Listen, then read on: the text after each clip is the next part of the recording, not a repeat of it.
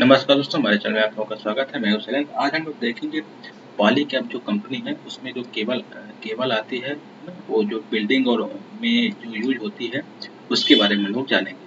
तो चलिए हम लोग लेक्चर को स्टार्ट करते हैं। लेक्चर स्टार्ट करने से पहले मैं आप लोगों से रिक्वेस्ट करता हूँ हमारे चैनल को सब्सक्राइब कर लीजिएगा। इलेक्ट्रिकल से रिलेटेड और इलेक्ट्रॉनिक से रिलेटेड इसमें वीडियो जरूर आएंगे, है ना। तो सच ये जो वायर है ना, पॉलीकैब FRLF केबल है ना। और जो यूज होती है बिल्डिंग में यूज होती है, और 11,000 वोल्ट इसका AC है ना। अब देखिए थोड़ा इसके स्ट्रक्चर के बारे में समझते हैं। ये जो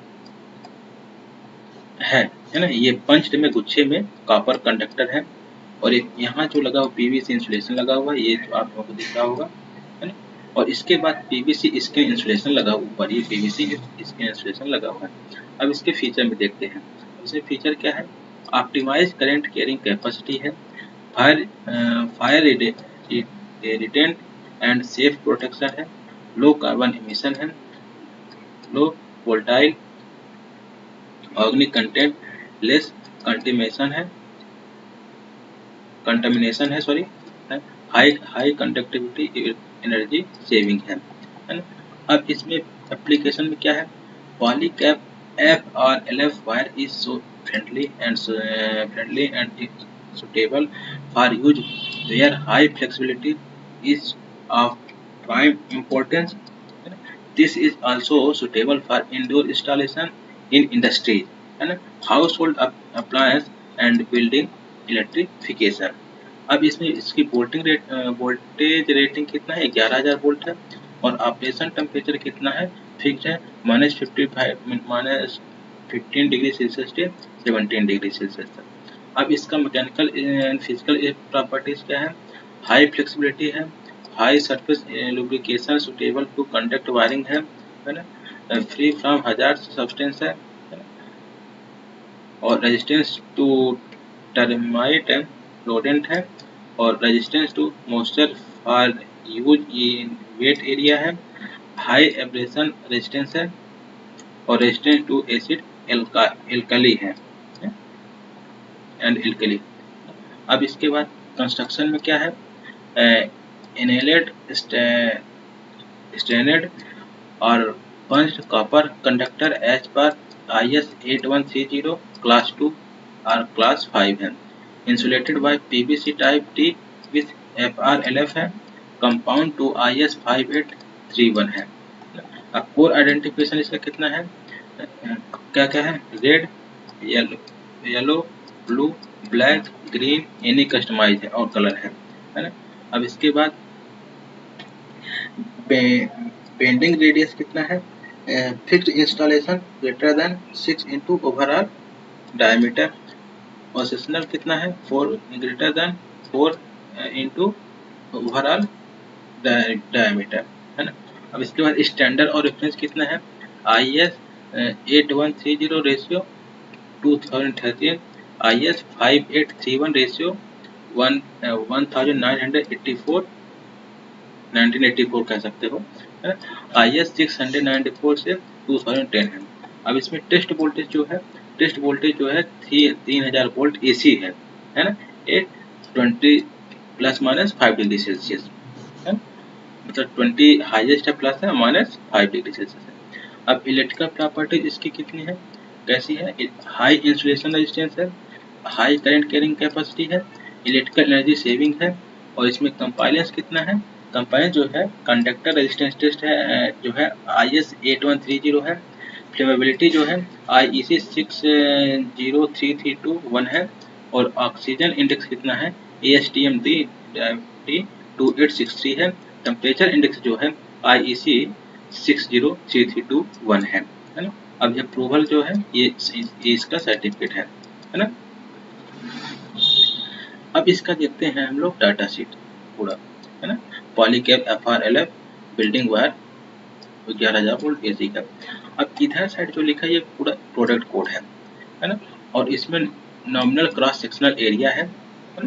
कितनी स्क्वायर mm की केबल है ना। अब क्लास कंडक्टर है, क्लास ऑफ कंडक्टर है, number of wire diameter, number of प्रति पर mm है, और नॉमिनल इंसुलेशन थिकनेस mm में है, ओवरऑल डायमीटर अप्रॉक्स कितना रहेगा, है ना। चलिए देखते हैं। अभी जो प्रोडक्ट कोड है LDIS 09CYUA/F001C.75S, है ना। ये जो कोड है, इस कोड में जो नॉमिनल क्रॉस सेक्शनल एरिया है mm स्क्वायर में 0.75 mm स्क्वायर है ना। अब इसमें क्लास ऑफ कनेक्टर कितने हैं, क्लास ऑफ कनेक्टर 5 है। अब number of wire diameter, number of पर mm है ना, 25 इंटू अपॉन 0.2 है ना। अब नॉमिनल इंसुलेशन कितना है, अभी ये देखिए नंबर ऑफ वायर कितना है 24 है, और वायर का डायमीटर, एक वायर का डायमीटर कितना है 0.2 है ना।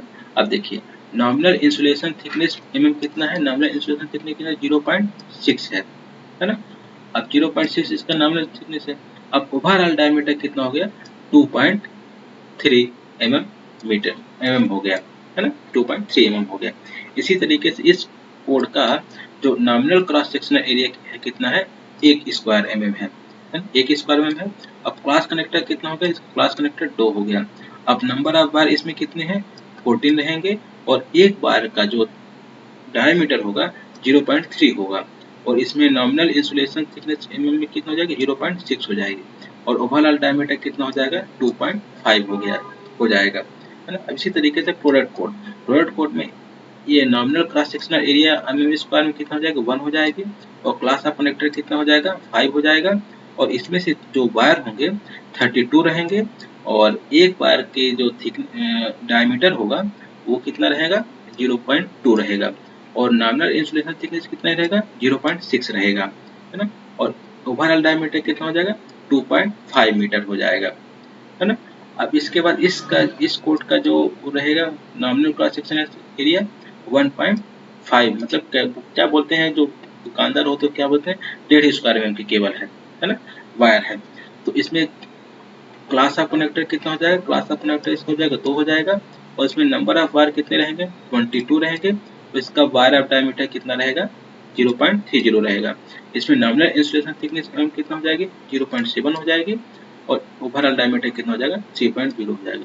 इसी तरीके से ये चीजें बढ़ती जाएंगी। आगे बात समझ में, लास्ट में क्या है, ये nominal cross sectional area 16 square mm square की केबल जो रहेगी, उसमें क्लास कनेक्टर कितना रहेगा 5 रहेगा, और इसमें जो नंबर ऑफ वायर कितने रहेंगे 126 रहेंगे, और जो वायर ऑफ डायमीटर कितना रहेगा एक वायर का 0.4 रहेगा, और नॉमिनल इंसुलेशन थिकनेस कितनी रहेगी 1 mm रहेगी, और अप्रॉक्सीमेट ओवरऑल डायमीटर कितना रहेगा 7.1 रहेगा, है ना।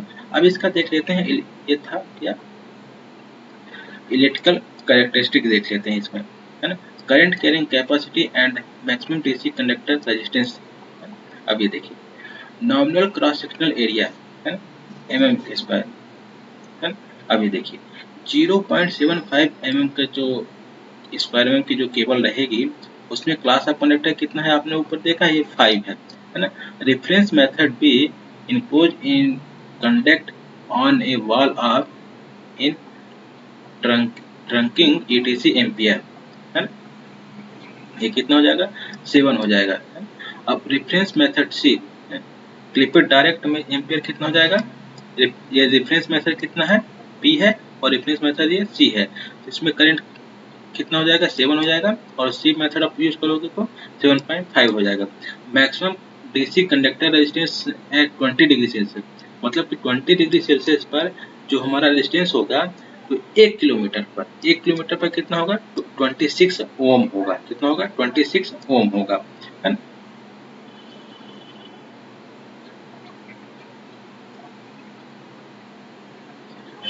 अब देखिए enclose in conduct on A wall, है ना, और इन ट्रंकिंग ETC, है ना, ऑन ए वॉल मतलब दीवार के ऊपर, है ना।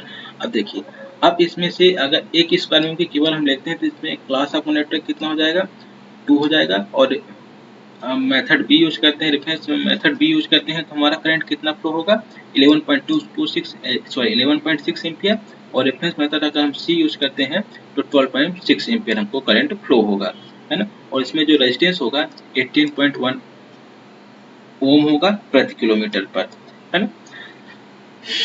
अब इसी तरीके से ये चीज़ें बढ़ती जाएंगी। 1 स्क्वायर mm पे क्लास ऑफ कंडक्टर और रेफरेंस मेथड यूज करेंगे तो ये इस तरीके से ये चीज़ें बढ़ती जाएंगी, है ना। अब द एम्बियंट टेम्परेचर इसका कितना है 40 है, और कंडक्टर ऑपरेटिंग टेम्परेचर कितना है 70 डिग्री सेल्सियस है। अब इसका डी रेटिंग फैक्टर कितना है, D rating factor for various ambient temperature 35 degree Celsius रहेगा तो डी रेटिंग फैक्टर इसका कितना रहेगा 1.08 रहेगा। 40 डिग्री सेल्सियस रहेगा तो 1 रहेगा, 45 डिग्री सेल्सियस रहेगा तो 0.91 रहेगा, और 50 डिग्री सेल्सियस रहेगा तो 0.82 रहेगा, और 55 डिग्री सेल्सियस रहेगा तो 0.7 रहेगा, और 60 डिग्री सेल्सियस रहेगा तो 0.57 रहेगा, और 65 डिग्री सेल्सियस एम्बिएंट टेम्परेचर रहेगा तो 0.4 रहेगा डी रेटिंग फैक्टर। तो आप हमारे चैनल में बने रहेंगे तो मैं आपको ये भी बता दूंगा कि एम्बिएंट टेम्परेचर क्या होता है, डी रेटिंग फैक्टर क्या होता है। तो जब आप केबल खरीदने जाएंगे तो आप लोगों को खरीदने में कोई टेंशन नहीं होने वाली है ना। तो मैं इस लेक्चर को यहाँ समाप्त करता हूँ, और हमारे चैनल को सब्सक्राइब कर लीजिएगा। धन्यवाद।